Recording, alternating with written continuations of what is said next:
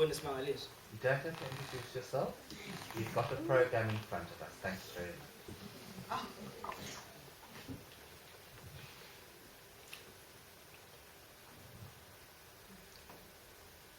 It was like being in a nightmare. I was trying to get to the school. I knew that if I didn't hurry, I was going to be late. So I had to get to the school. But every road I took was blocked by policemen and soldiers with their guns ready, our comrades building barricades. First, I tried Jabulani Street. And then I turned to Waza Road. And then Dlamini Street. And then I wandered around, aimlessly, helplessly, as I watched my world go mad and set itself on fire. Everywhere I went, overturned buses, looted bread vans, government office, everything burning, the children dancing around, rattling boxes of matches and shouting, Chisa! Kumisa! Chisa! Kumisa! Chisa! Kumisa! And then, running for their lives when a police-armed car appeared. Everywhere they were crawling in the smoke like giant dark beetles looking for shit to eat. I ended up on the far corner where Mrs. Makatini always sits and sells prickly pears for the people waiting for the bus. The only person there was, Sipho Mfundini from Standard 6, writing on the wall. Liberation first, then education. He saw me and he called out, Is the spelling right, Mr. M? Those eyes in that smoke were terribly serious. Somewhere else, a police van came by, crowded with children who should have also been at their desk in schools. Their hands waved desperately. Their voices called out, Teacher! Teacher! Ribatal Tuso! Sisize! Help us! I said, no, Anil. No, Anil. Just stand here, close your eyes and wait until you wake up and find your world the way it was. But that didn't happen. A police van came by the corner. Suddenly, there were students throwing stones, tear gas, bombs falling. And I knew that I wasn't dreaming, that I was coughing and choking in the real world and hanging in a lamppost. I said, no, no. Do something! Do something! Do something, Anela! Stop the madness! Stop the madness! Stop the madness, Anela.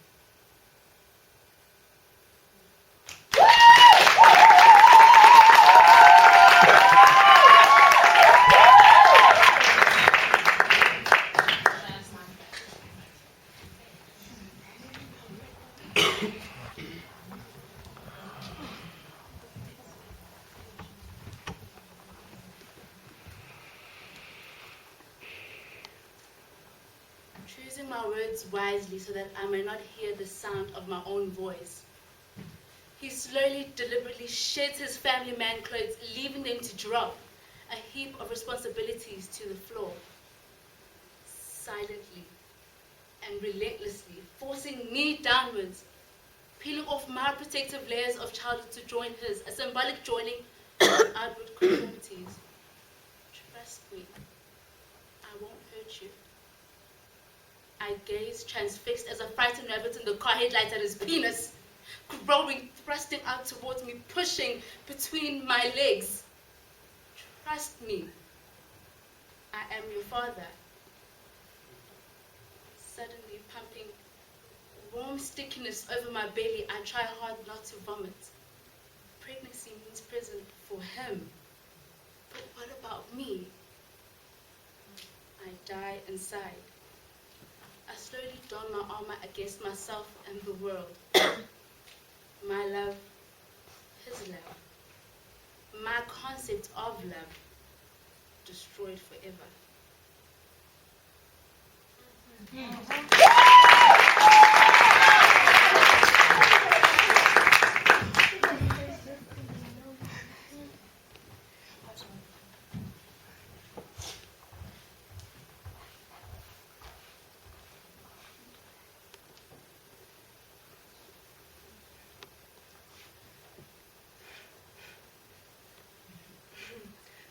My boyfriend quit smoking for New Year. I was quite excited for him really. To help him out, I thought I could suggest a good habit, like a positive one, to kick the old habits, you know? Bad habits die hard, they say. Well, I told him to come up with his own positive habit that he'd want to do instead of smoking a cigarette. He chose sex. So every time he feels like a cigarette, we have to have sex. I just didn't realize how much he actually smoked. I'm talking no less than 3 times a day. Sometimes no less than 8. This lack of nicotine is going to end up killing me. But, I mean, it can't be that bad. No man ever leaves his girlfriend, well, not me, because I don't give up enough sex. But now having sex 10, 15 times a day is not okay anymore. Maybe I can suggest a new habit. Yeah. Maybe sex could be my bad habit, and tell him I need a positive one to kick the old habit. It makes sense, right? Yeah. Right? Yeah. Right.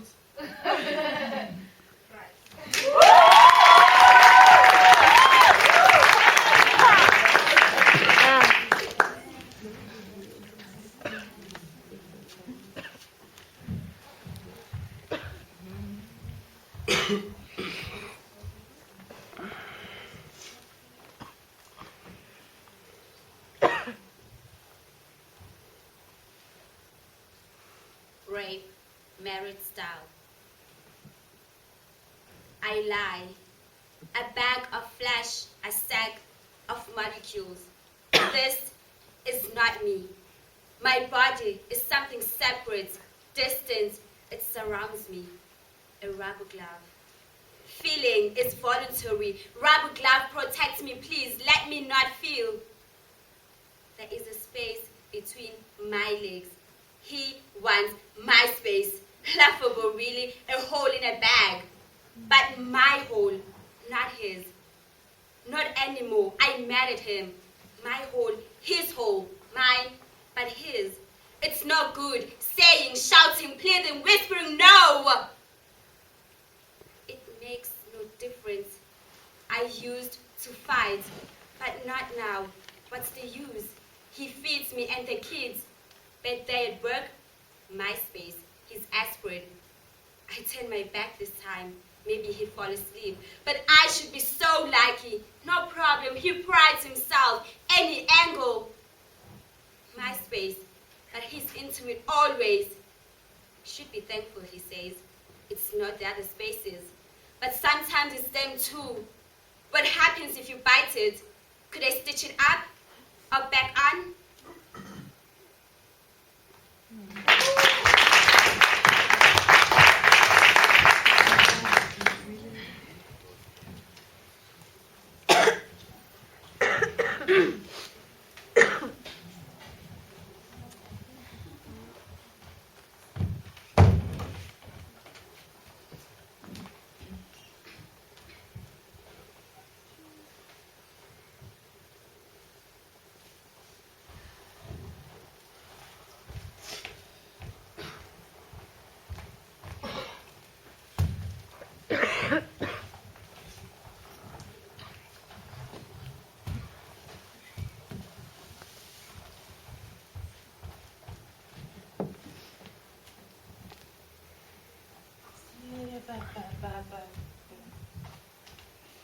Okay.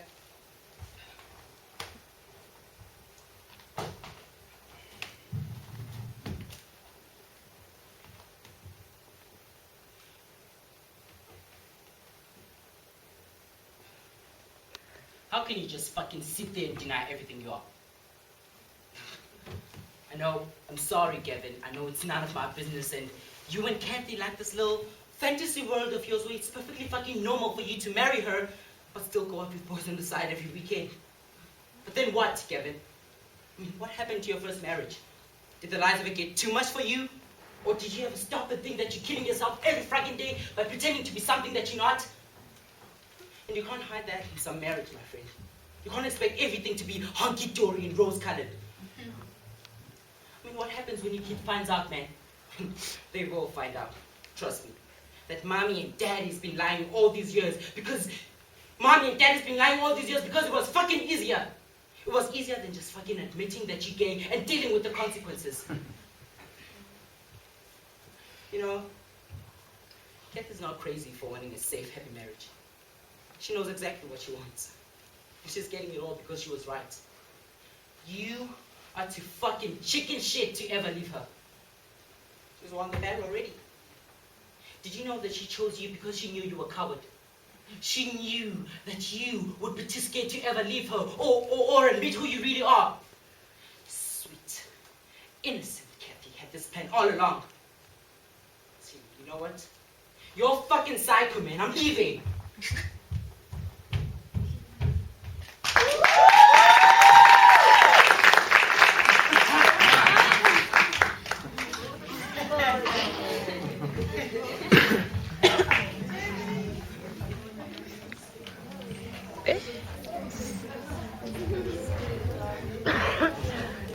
Oh.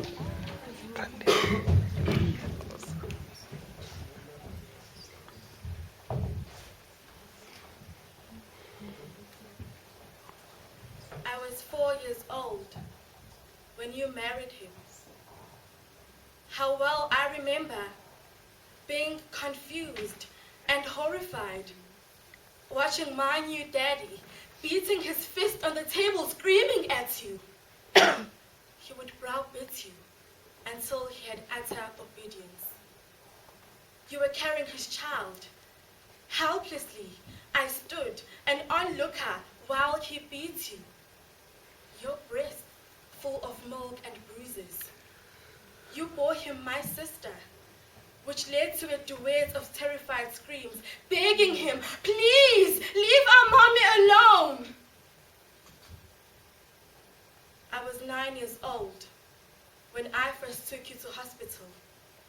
They treated your jagged nerves, stitched your gaping wounds. But your only comfort was the escapism of alcohol, and later, a hospital for alcoholics. Time and time again, they repaired you, but only to send you back for him to brutalize. Semi-darkened bedroom. A shaft of sunlight slanted through closed curtains, looking down on you, mother of mine. You lay so still, with shaky fingers. I touch you. Kiss your cold, stiff face. My selfish pain begs you, wake up, hold me. I am a mother myself. Now I know you had no choice. The streets with your 2 daughters or the persecution from a dominant, violent man. I carry our painful scars. Goodbye, mother. At last, you have found your eternal refuge.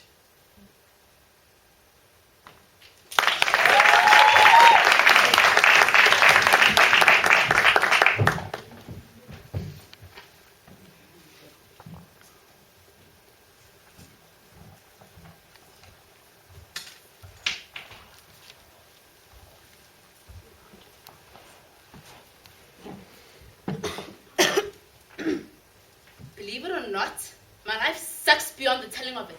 And I do not understand why buying me new clothes and trying to fix my Start again. Believe it or not, my life sucks beyond the telling of it. And I do not understand why me trying to kill myself makes you want to buy me new clothes and clean my apartment. Buying me new clothes does not fix clinical depression. I didn't come in here and say fix me. I work. I work every goddamn day. I went to work when I wanted to kill myself. I've held down jobs. I made friends. I even dated. All while being in this living hell. You don't know me. You don't know what it's like, feeling desperate and wanting my way out. So stop treating me like an age group. I'm a human being. Normally, I'd make another appointment, cancel it, and you'd call me again. But I've confronted you, and that is huge for me. I've aired my grievances, and you still don't want to listen to me. One of us is being insane here, and for once, it's not me.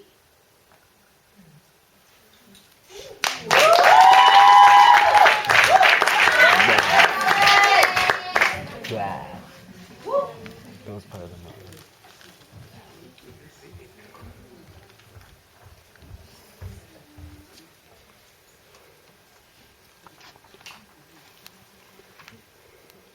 New honesty. Can I find a balance between me and the box I call my family? I want equilibrium. I want change. I want to tell the truth. Not the truth of the man who's napped on the collar and named me alive. Like a plastic ball, I toss between myself and the various identities I've been assigned. Look out! I fell in the mud. Look out! And I opened my mouth and out came an idea you don't think is pretty. I suppose it would be scary to be a ventriloquist who just found that the dummy could talk. To find that the doll had ideas that bite when provoked. I suppose it would be scary if I opened up my coat and showed you all my secrets. Would you call me a flasher and file charges? Would you gaze at me blindly, refusing to see the truth? Well, I'm sorry to tell you that I'm not sorry anymore. I can only run for so long, and so far, I'm done. I'm throwing up my truth, like a marathon runner at the end of a 20-year race.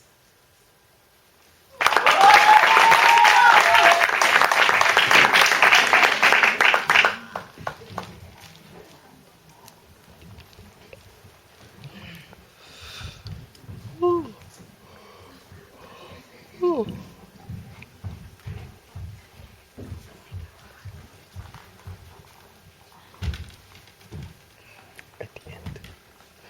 We often at the end. Please don't eat while people are performing. It's very annoying.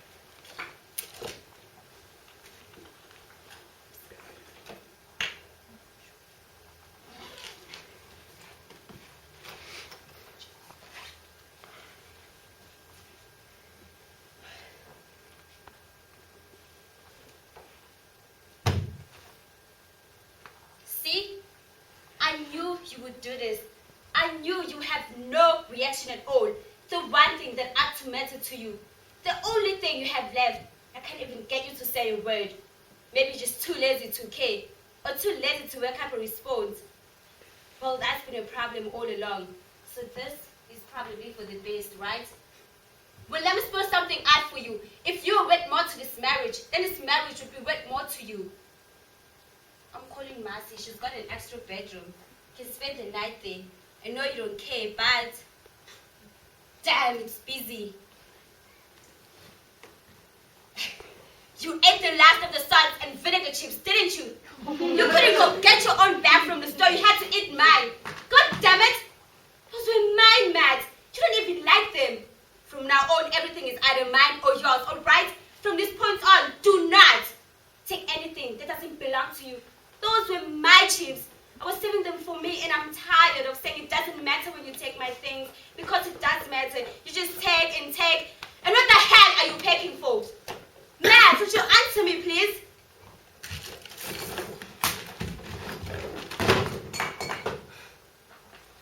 Oh, this is great. You're just going to leave without saying anything. Is that what you want to happen? You don't even have the... You're not leaving. Not without telling me. For once in this marriage, you're gonna talk to me about your plans before you leap into them. I don't care that you want to go, but you're not leaving. Not without telling me. I want to know. Oh, this is great. There's robbed me of my food and then you sneak up. You are not taking that. So, is this how you end for your commitment? Well, okay, fine then. I guess if it wasn't enough for me to hold down a job so you could lounge around all day in the apartment that I pay rent on and eat my food, then yeah, you should probably take back the only real gift I ever got from you and sell it for whatever the going price is. You cannot have the ring. It's mine. You figure out something else.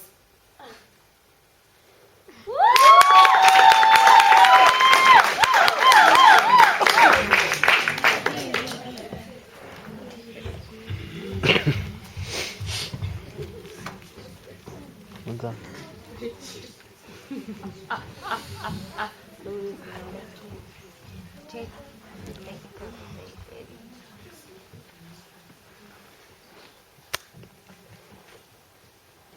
We lie under tall gum trees on Saturday evenings, hidden from the moonlight, from the stars, and from those silvery summer clouds, and those dark shadows of those tall gum trees. Mosquitoes hover around us and above us. They swarm in from the black swamps of the pulp factory nearby, like jet bombers blackening the skies of Vietnam. As we spiral towards awareness, they bite us. First you, then me. Now, no longer virgins, we have tasted the painful joy of true love.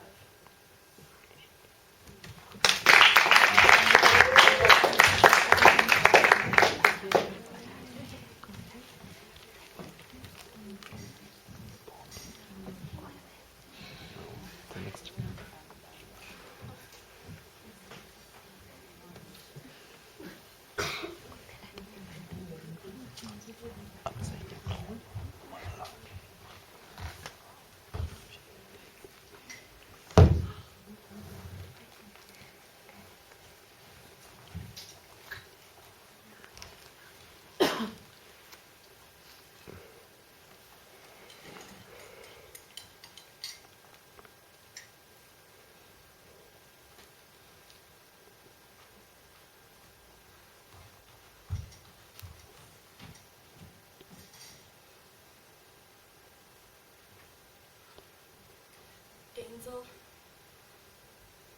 Bookie. Just after we got married, hey?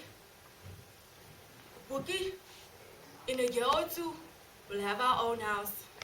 Even if it's a small one, with a yard for the kids to play. Yeah, those were his very words.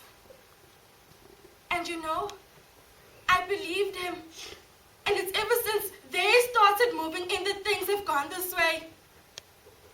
I wish they would just go away. Maybe I should have told him straight. I can't take it, Denzel. I'm leaving. But a family's got to have a father. And it's very nice of that kid, Shame. Takes it to the park, to the rain show. And that buys his sweets. Now, how can she understand it when she sees her mother crying? And then I got to lie to her. I tell her I'm now upset because I'm feeling sick. He's the one that's sick, man. But I'm telling you, Shemaine. And about time too, Miriam. This is nonsense. Taking time off to do your private shopping. Where have you been?